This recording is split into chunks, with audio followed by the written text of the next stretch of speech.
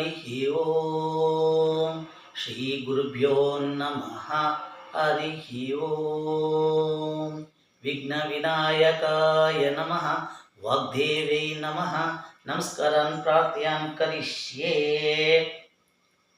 ఆత్మీయ ప్రియ బంధుమిత్రులారా, మనము ఒక్కొక్క రోజు ఒక ప్రోగ్రామ్ ఆర్గనైజేషన్ చేసుకొని పోతా ఉన్నాం. ఒక నీతి వాక్యాలు చిన్న కథలతో ఈ రెండు మూడు విధాలుగా చెప్పుకొని పోయినాను. ఈ కథ మనం చెప్పుకునేది దేవుడు యా రూపంలో మనిషికి యాతర ఆటలాడిస్తారు. ఎలా అవుతుంది దేవుని లీల. ఒక మనిషిని ఆయన ఎక్కడ కావాలన్నా తీసుకొని పోతాడు.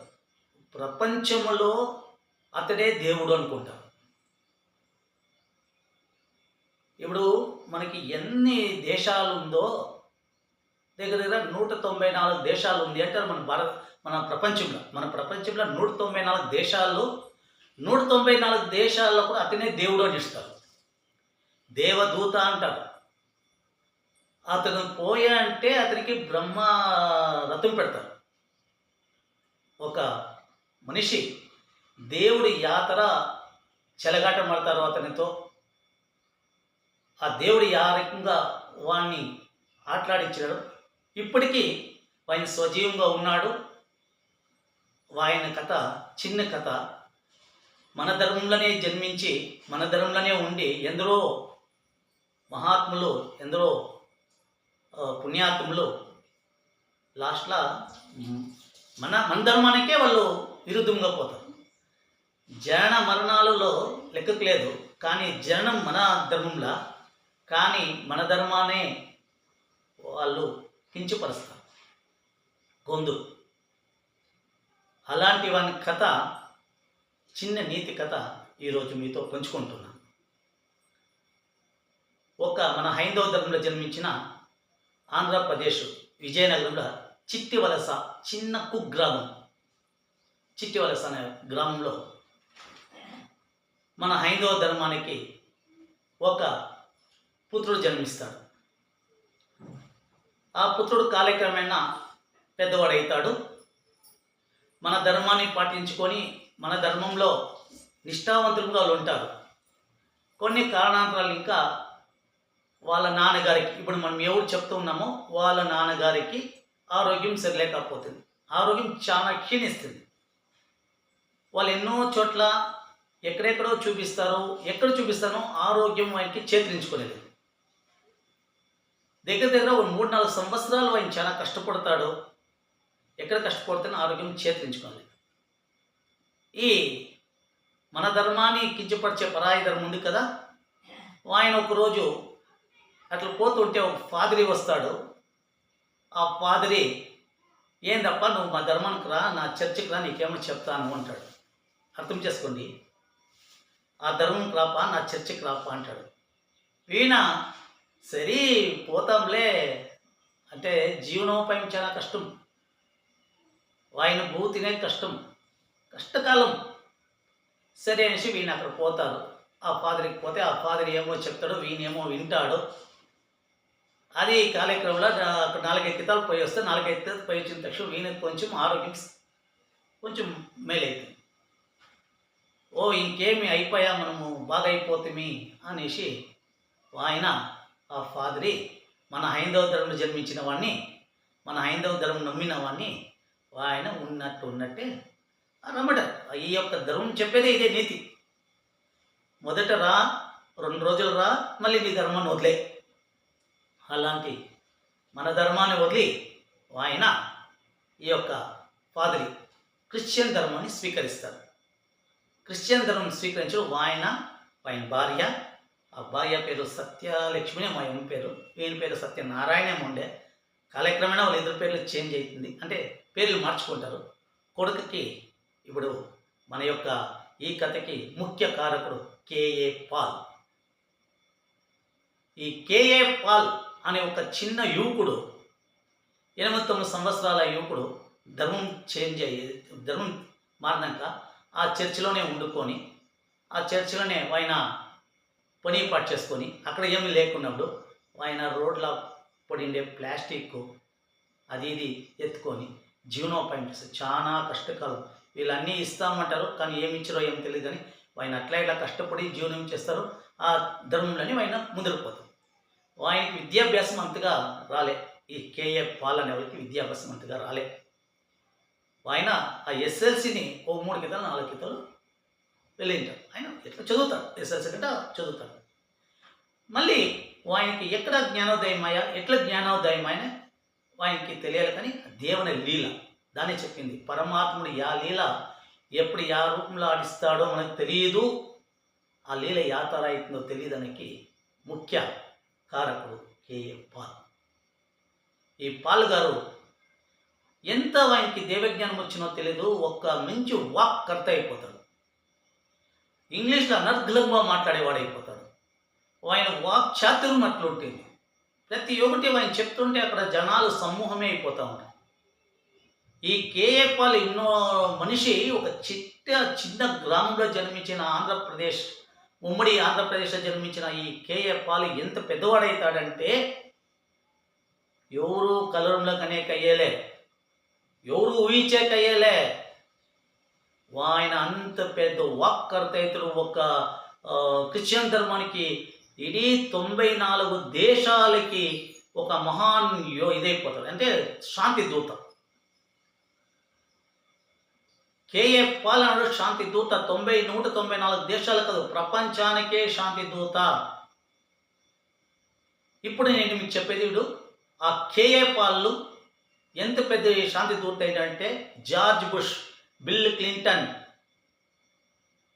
మన భారతదేశ ప్రధాని మన్మోహన్ సింగ్ కావచ్చు, మళ్ళీ విపిసి మన పివి నరసింహరావు గారు కావచ్చు, మళ్ళీ మన సీఎంలైన చంద్రబాబు నాయుడు, బిల్ క్లింటన్ ఇండియాకి తోడుకొచ్చే కారకుడు ఆయనే. ఆమెడికి రాజశేఖర్ రెడ్డి గారు, జయలలిత గారు, ఆమెడికి మన ప్రెసిడెంట్ గారు, రాష్ట్రపతులు కానీ మన భారతదేశంలో ఒక బెంగళూరులో ఆయనకి ఒక శాంతి కార్యక్రమం చేసేదానికి ఆయన పిలిపిస్తే అక్కడ వస్తారు. అక్కడ చేరినప్పుడు అక్కడ వచ్చిన ప్రజలు ఆయనకి డొనేషన్గా డబ్బులు వచ్చిన కొంచెం డబ్బులు ఇస్తారు. ఆయనకి గ్లోబల్ పీస్ ఆఫ్ అది పేరు వస్తుంది. అయింది అంత పెద్ద ఇదైతుంది. ఆయనకి సొంతంగా ఒక ఫ్లైట్, ప్రపంచంలో వీణ లేని జాగలేదు. వీణ ఒక జాగల ఒక కిత అమెరికాల వైట్ హౌస్ దగ్గర ఆయన ఒక ఉపన్యాసం ఇస్తాడు. ఆ ఉపన్యాసానికి దగ్గర 15 లక్షల మంది పైన చేరినారు. లెక్కేసుకోండి. ఒక పల్లెటూరులో పుట్టిండేవాడు, మన హైందవ ధర్మంలో పుట్టిండేవాడు, చర్చికి పోయినాక వాడు క్రిస్టియన్ మిషనరీలో పెద్ద స్థానానికి వెళ్ళిపోతాడు. వీనికి ఒక పెద్ద సంస్థ అయిపోతుంది. ఎంత పెద్ద సంస్థ అంటే ప్రపంచానికి శాంతి దూత. ప్రతి ఒక్కరికి ఇరాన్, ఇరాక్, ఇజ్రాయెల్, ప్రపంచం ఎన్ని దేశాలు ఉంది అన్ని దేశాలకి వీళ్ళు పోతాడు. వీనికి లేని జాగా లేదు. వీనికి 30 కోట్ల రూపాయలు ఒక కితాబ్ ఇది ఇస్తారు. వీనికి అక్కడ డొనేషన్ ఇస్తే ఆ 30 కోట్లను చేయలా కూడా ముట్టుకోలే. ఆ చెక్ని తీస్తే అట్లే మన దేవేగౌడ గారికి ఇచ్చేసినారు. దేవేగౌడ గారు ప్రైమ్ మినిస్టర్ ఆ టైంలో. కర్ణాటక హెచ్డి దేవేగౌడ వారు ప్రైమ్ మినిస్టర్. ఆ సమయంలో 30 కోట్ల రూపాయలు ఆయన అట్లే ఇచ్చేసినారు. అంత పెద్ద అత్యున్నత స్థానంలో ఉన్నవాడు. వాటి పాదాల దగ్గర అందరూ పోయేవాళ్ళు. వీడు వస్తే చాలని కాచుకునేవాళ్ళు. 194 దేశాల్లో ఈయన పేరు తెలియకోవడం లేదు.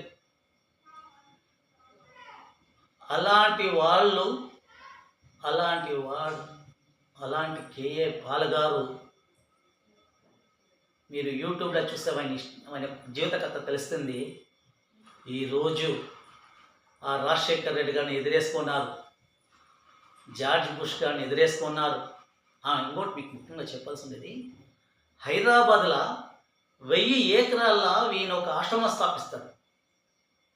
ఆ ఆశ్రమాల దగ్గర 75,000 ఇంకా 1,00,000 మంది ఆ ఆశ్రమంలో ఉంటారు. వాళ్ళకి విద్యాభ్యాసం, వాళ్ళకి అన్ని ప్రతి ఒక్క సౌకర్యము చూసుకుంటుంటారు. అంటే వీళ్ళకి లెక్కలేక ప్రపంచం ఇంకా డబ్బులు లెక్కలేక వస్తుంది. ఆ డబ్బులు వీని సొంతానికే మెత్తుకుంటా ఉండలే. అంతా ఆయన దానము ధర్మం చేస్తాను. ఒక దేవుడు ఉంటారా, వీళ్ళు దేవుడు దూత అయిపోయాయి కదా. ఆ 75,000 లక్ష జనాలకు ఆయన చూస్తున్నాడు. కొన్ని కారణాంతరికారి రాజశేఖర రెడ్డి గారికి, ముఖ్యమంత్రి రాజశేఖర రెడ్డి గారికి, వీనికేమో కొన్ని కారణాంతరాలు, ఇంకా ఈ సోనియా గాంధీ కారణాంతరాలు, ఇంకా వాళ్ళకి కొన్ని కారణాంతరాలు, ఇంకా వీణ అక్కడ జార్జ్ బుష్కు విరుద్ధంగా పోరాడతాడు. అమెరికాలో జార్జ్ బుష్కు విరుద్ధంగా పోరాడతాడు. అక్కడ జార్జ్ బుష్కి కొంచెం కష్టమైతుంది, మీకు అన్ని విధాలుగా కష్టమైతుంది అనుకోండి. ఇంకా కథ పెంచుకోకపోతే టైం అయిపోతుంది. మీరు దాన్ని యూట్యూబ్లో చూడండి. అలాంటి వాడు ఒక్కసారి కుప్పు కూలిపోతాడు. ఊహించగలవి 194 దేశాలకి, ప్రపంచంలోని అన్ని దేశాలకి ఒక దేవదూత అయిన వాడు కుప్పు కూలిపోతాడు. కుప్పు కూలిపోయినాక వాని విమానం పోయా, వాని డబ్బులు పోయా, వాని ఇది పోయా. ఇంకొకటి దేవుని లీల, వాని తమ్ముడు స్వతహా వాని తమ్ముడు కొన్ని కారణాంతరాలు లేక ఆయన యాక్సిడెంట్లో వెళ్ళిపోతే ఈ కేఏ పాల్ చేపించిన శత్రువు పోయి జైల్లో పెడతారు. దేవుని లీల అదే చెప్తుండేది. ఈ లీల పరమాత్మ లీల. నువ్వు హైందవ ధర్మంలో పుట్టింటే, నువ్వు క్రైస్తవ ధర్మం పైన కూడా ఆ దేవుని లీల ముందు ఏమీ జరగదు. సాక్షాత్ పరమేశ్వరుడు యాత్రలో లీల ఆడిస్తారు తెలియదు. ఆ లీలే ఈరోజు కేఏ పాల్కి ఉదాహరణగా మీకు ఎత్తుకోండి. జైల్లో 3 సంవత్సరాలు జైల్లో ఉంటాడు. ఆమెకి ఆయన నిరపరాధి అనేసి ఆయన వదిలేస్తారు.